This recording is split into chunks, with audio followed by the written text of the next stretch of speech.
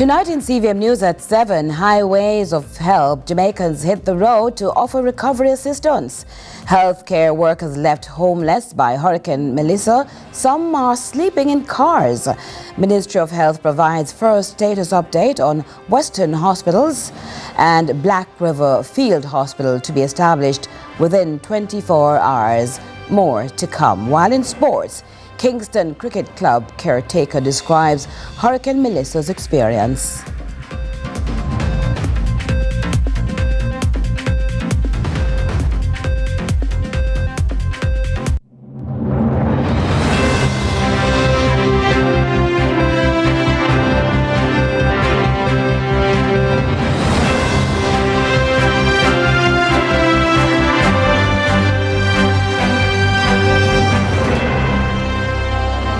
Hello from Kingston, Jamaica. This is CVM News at 7 for Saturday, November 1, 2025. I am Curlin Brown. Thank you so much for joining us. For Jamaicans in the parishes of St. Elizabeth, Trelawney, St. James and others out west, the hope of escaping the misery inflicted by the passage of Category 5 Hurricane Melissa, visuals of traffic like these could be expected. However, what our newsroom captured were not images of mass exodus, but instead potentially thousands of Jamaicans heading towards those zones of devastation in search of loved ones and others in desperate need of help. CVM's intrepid news team, represented by Amoy Harriott, share some of the motivations behind those seeking to lend support in the country's recovery effort. Our news team is actually on our way to Trelawney to assist some of the residents down that side and to capture or cover what's happening on the ground in the parish. However, leaving Kingston, we're now in St. Anne in the Miami Bay area, and coming off of the highway, we're greeted by this traffic. As you can see, dozens of vehicles, majority of the motorists that we have spoken to so far told us that they're leaving Central and East Jamaica, going west to see what's happening down that side and to see in what ways they can lend a hand of support to the residents down there. So I see that you have a mattress on the top of your vehicle. Where are you guys headed now? I'm heading to Westmoreland, Russia, to be specific. Are there specific persons down there you plan to assist, or are you just going to randomly? There's one specific person I'm going to looking for. My grandfather. I heard that he was in a shelter, but we can't get through to him. But my store, Legacy Fashion Code, with friends, donate a lot of water, shoes, clothes, and we're going to give it out to random people. And what made you feel the desire to? You can drive up. What made you feel the desire to assist persons out west? Look, we all see what's happening. It's devastating. I wouldn't wish this on my worst enemy. All right, so talk to me. Where exactly you say you're heading? Opal and Nova. And why are you heading down that side? Tarpaulin and supplies. Oh, so are there specific persons down there, or are you just going to randomly? No, it's specific persons. Okay. Family members? Yes. Drive through one country and then have some things I'm going to donate. Oh, so you have items in your vehicle right now to give to persons down west? No, baby, we'll stop at the soul sale and say, I don't know what I want. I stop at the soul and then go buy me, I buy and come back and give me for you. Okay, so how far are you coming from? Kingston. And you guys plan to be here for the whole day? No, I probably, because as I said, I want to see what's going on and get some things sorted out and give what I can give and do what I can do. It pain hard. I see this man, I'm a cry. I can't go back up in my body. I can't come back. I can't go back and do something. We're heading to Westmoreland. To do what? To help out some relatives and have no food, no water, nothing. Westmoreland. You guys have supplies in the vehicles to bring down? We're heading to pick it up now. To buy some. All right, thank you. Yesterday we were in Black River. Okay, safe travels. Thanks, Amoy. Meanwhile, healthcare professionals and technocrats assembled to provide the best possible response to those affected in the aftermath of Hurricane Melissa.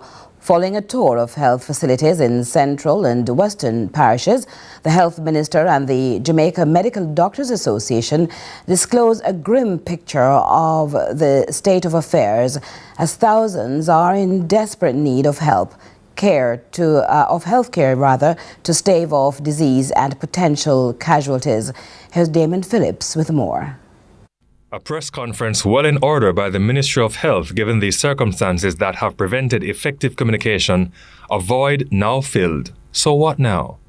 Health Minister quick to intimate that he has not been twiddling his thumbs in not knowing what to do or being overwhelmed by the event and everything else that flowed thereafter. In the last 2 days, 2+ days, I spent the time actually going in the field, in some instances by air, going into Black River, and then from there by air to Cornwall Regional, and then by road, maneuvering the roads to Noel Homes and to Sablamar Hospital and Sablamar the town, and then working my way back to Falmouth and then to St. Anne's Bay. So information was a bit, communication was a bit choppy during that period. We have been able now to put in communication at these institutions. So it was very difficult sometimes to communicate and to keep the country updated. A minister expressing sympathy for those impacted explained that they are not alone. So many currently expressing that they are yet to see any sign of help. Tufton reassures it's on its way. Having seen it myself, to express our sympathies, our support to Jamaicans, thousands of whom have been impacted, some very significantly, whether it's property or life or limb, and who are struggling now just to cope. It is a real tragedy for them. And for the rest of us, and certainly for the health team, we want to just identify with them and to provide as much support as we can. That relief and comfort also needed for healthcare workers, many of whom are distressed, weary but forced to put self aside for the sake of others. It is a real difficult time for the health staff. They're in a slightly unique position. All are suffering, obviously, but their job it is to save lives and to provide, to be there on the front line. And the extremity of illness and injury and trauma makes them absolutely essential, and they have been doing so sometimes without information on their own circumstances. In reality, medical teams at hospitals are yet to face the influx of patients who will be brought in by rescue teams once the roadways are cleared. Here is what persons can expect when they visit major hospitals that have been wrecked by strong winds and impacted by water damage. Without a doubt, some services are being relocated. So you would have seen that all these hospitals in the corridor would have been impacted, with the Black River Hospital in St. Elizabeth being the most severe. And that facility essentially will have to be, for now, totally relocated in terms of services, and I'll give more details on that shortly.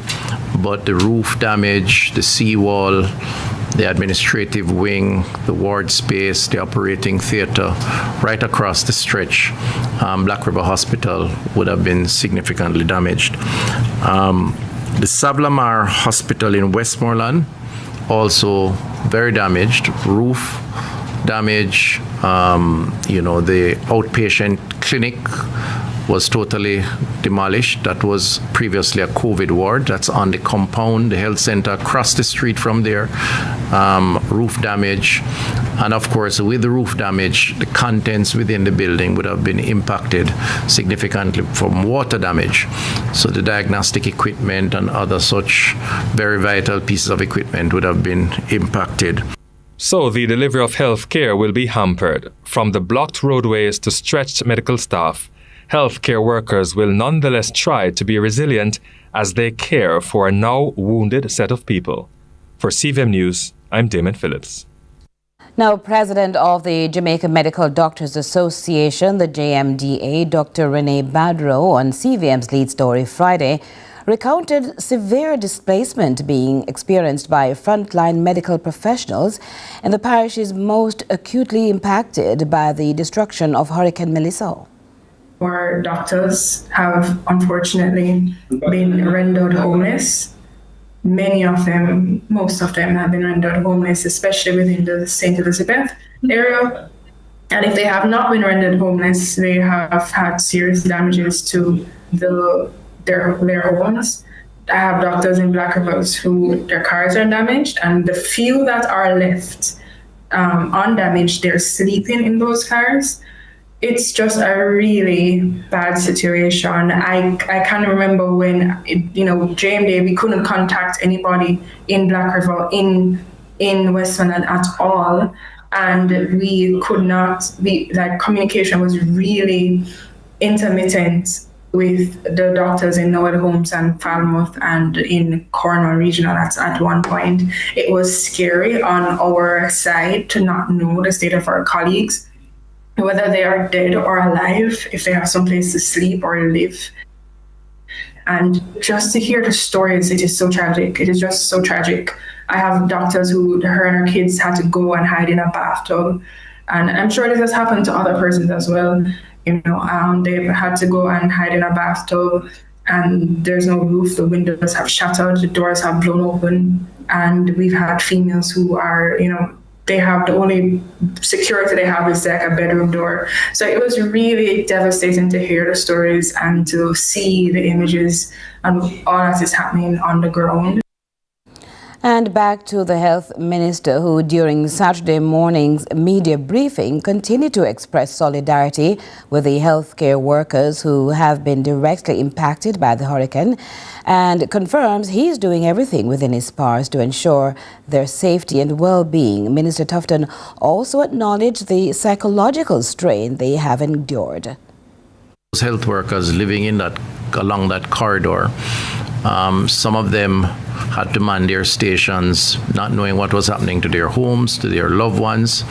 When I went to some of the locations, Noel Homes, Sav, there were some there for 2 and 3 days, and they weren't sure exactly what happened to their own possession, their home, and their family and loved ones. So it is a real difficult time for the health staff.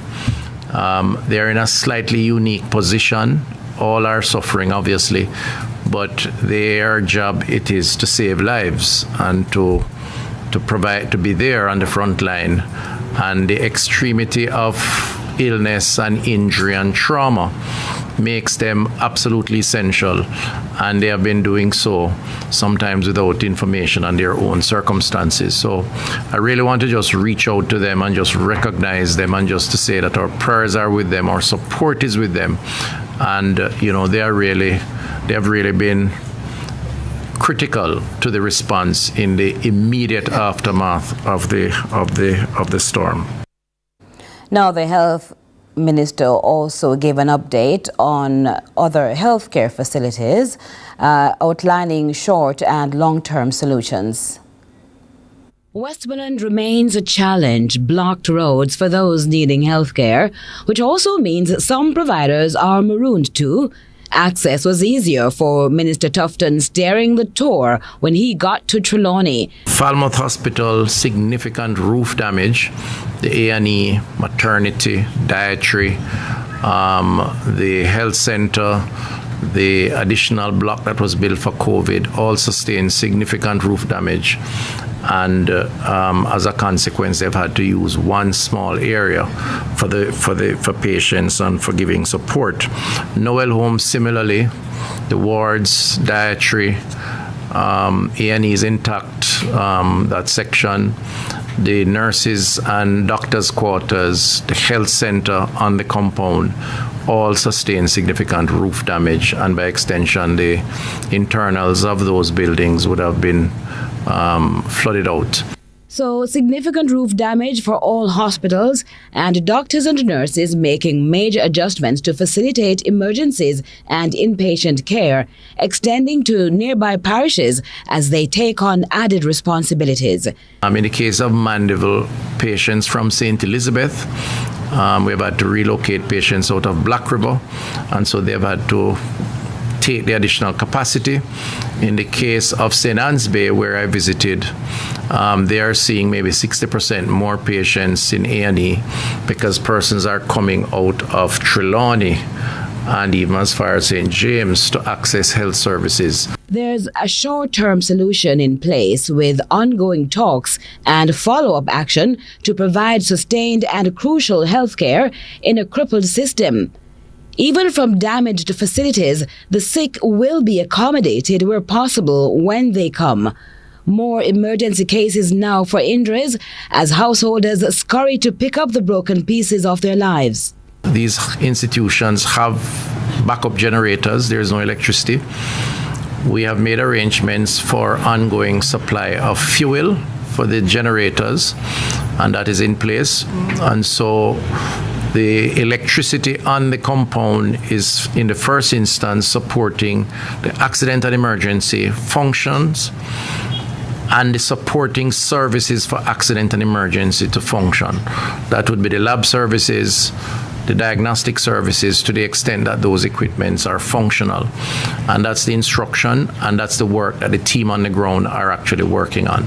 Essential to the process, communication restored to facilitate the quick dissemination of information in a timely manner, and arrangements now in place for daily supply of water.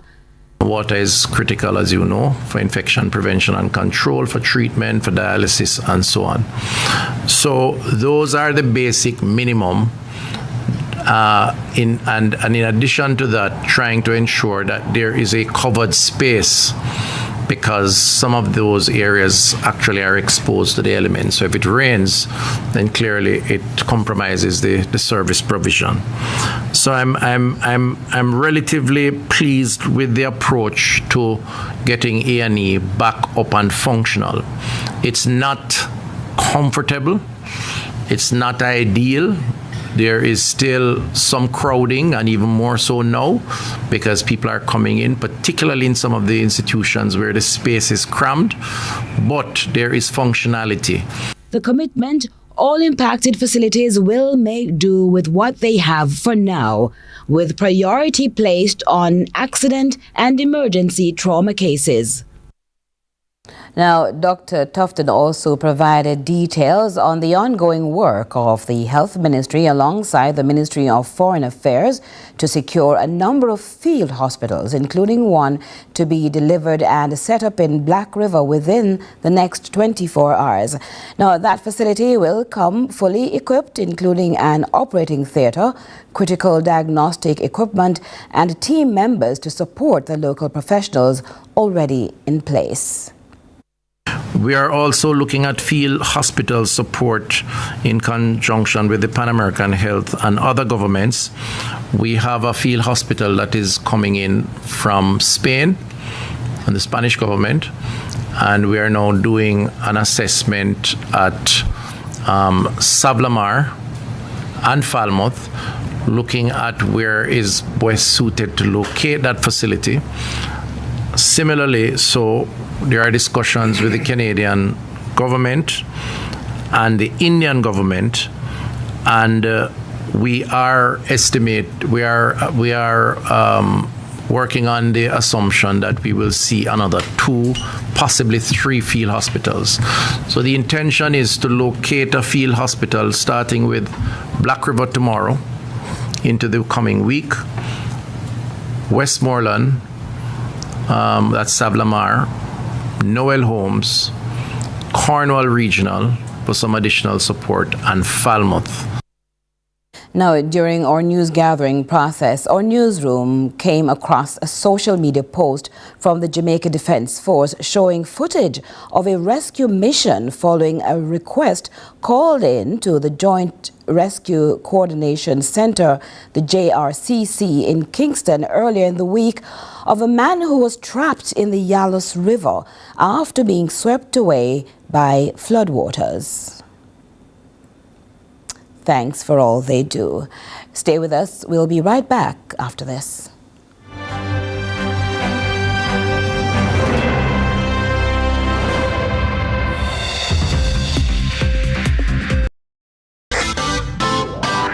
Every dream conquered is another dream gained. I land and I fly again like a jet plane. Headed straight in your direction, 'cause I'm wiser. One step closer.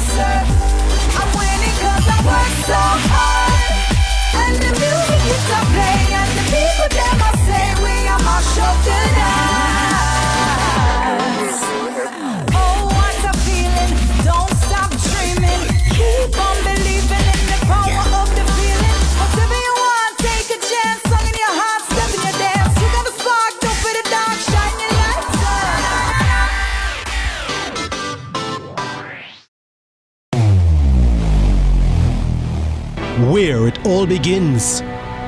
The quest to become great. Inspired by those who went before them, these 4 boys dream of playing in the ISSA schoolboy football competitions. Will he score this for Casey? Will he score? It's a shot, it's a goal!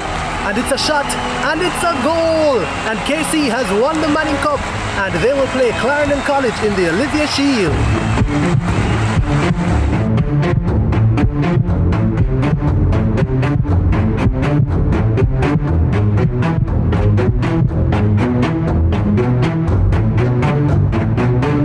And that's what you love to see. They may be rivals, but the camaraderie is what it's all about. Can't wait for the final. When the bus the man, I want to watch my son play finals for CVM, you know. But mums, you can't watch it on CVM website, man. Come on, my son score, my son score, my son score, my son score. Greatness begins here.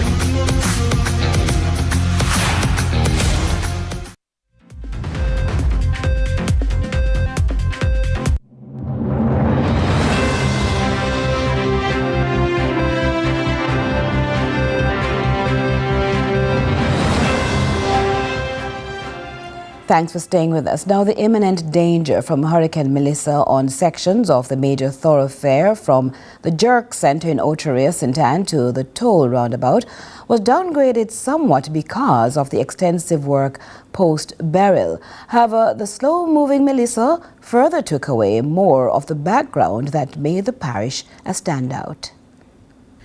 St. Anne is famously known as a garden parish. Its lush green landscape, its vegetation and fertile soil, plus its array of natural attractions along with its white sand beaches are comparable to the best in the world. But with Melissa dumping hours of rainfall with winds of 185 miles per hour, making landfall as a Category 5 hurricane, the island's treasured garden was battered. The bypass, Oteria's bypass here. Once there were trees on both sides. Some have been spared, but right now we have persons from the community, no doubt, working to clear the pathway so that motorists can traverse. Thank you, sir, for what you're doing. My videographer and I, we've been to Harrison Town, we've been to Fern Gully, we've been to Breadnut Hill. All the major thoroughfares were affected. On Friday, work got underway to clean Fern Gully, which was rendered impossible. The massive task on hand in Jamaica's largest parish has been restoration. I'm Tracy Fakuri from NEPM Waste Management Limited. We have responsibility for St. Anne, St. Mary and Portland.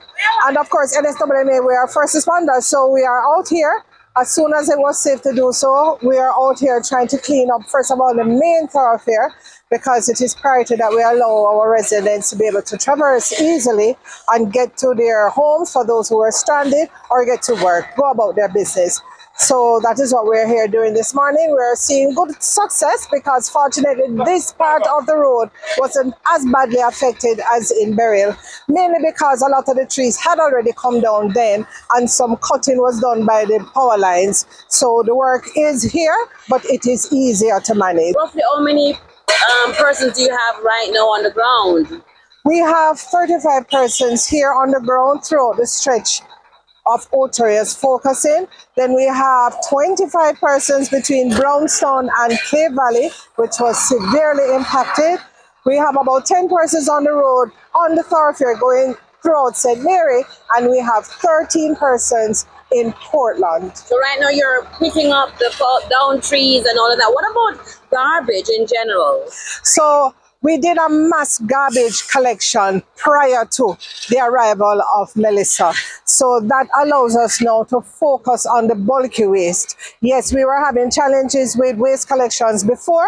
So yes, the problem still exists, but we have to place priority here now, and then we get back to the garbage collection quickly. Carolyn Brown, CVM News. We go now to our regional and international news. We begin with news in the region. CBC News Barbados is reporting on the intensification of relief operations across Jamaica as the island begins to recover from Hurricane Melissa. They spoke to Elizabeth Riley, Executive Director of the Caribbean Disaster Emergency Management Agency. I've arrived along with a 20-person rapid needs assessment team from across the Caribbean, representing a number of participating states as well as regional and international organizations. We have been monitoring, of course, Hurricane Melissa since the 21st of October, and we activated our regional coordination center 3 days ago in anticipation of response to our states. There were 4 states that were under threat: Jamaica, the Bahamas, the Turks and Caicos Islands, and of course Haiti. The most significant impact has been to Jamaica, where we had a direct landfall of Melissa's a Category 5 storm. The St. Lucia Hospitality and Tourism Association is moving with purpose and speed to aid neighbouring islands severely impacted by Hurricane Melissa. HTS News Force tells us more. Heartbreaking scenes are emerging from Jamaica, Cuba, and Haiti in the wake of Hurricane Melissa's passage. With these territories looking to rebuild and stabilize once more, Caribbean neighbors, agencies, and organizations are mobilizing support to help in these efforts. The SLHTA is already in receipt of communique from the Caribbean Hotel and Tourism Association with instructions on the activation of the Disaster Relief Fund at the CHTA. We have already shared that with our board of directors, and we are mounting a strategy on how we can roll that out to other caring members of the organization and other St. Lucians who may be interested in making donations towards this recovery. Putting aside the fiercely competitive nature of the region's tourism product for a greater cause is the overarching goal of regional tourism partners. We expect as an association to be aligning very, very closely with our mother agency, the Regional Caribbean Hotel and Tourism Association. And in international news, Cairo's Grand Egyptian Museum finally opens its doors, unveiling the world's largest archaeological collection after a series of protracted delays. France 24 takes us behind the scenes. It's quite the greeting. Entering the Grand Egyptian Museum, you're met with a mighty statue of Pharaoh Ramses II. The whole thing, the whole ceiling was put after this piece was put. This king ruled Egypt for more than 66 years, and his era was very, very special in terms of prosperity and power, and that's why it's a nice welcome to all gem visitors. Next is the grand staircase, which rises 6 stories high. Going up, you're surrounded by statues of the rulers and kings of ancient Egypt, ending with a vantage point over the pyramids of Giza. Echoing them, triangles adorn the walls of the Irish-designed building. It's the largest archaeological museum in the world. Construction costs more than €1 billion. Inside, 100,000 artifacts, half of which on display, tell 7,000 years of Egyptian history. And that's it for regional and international news.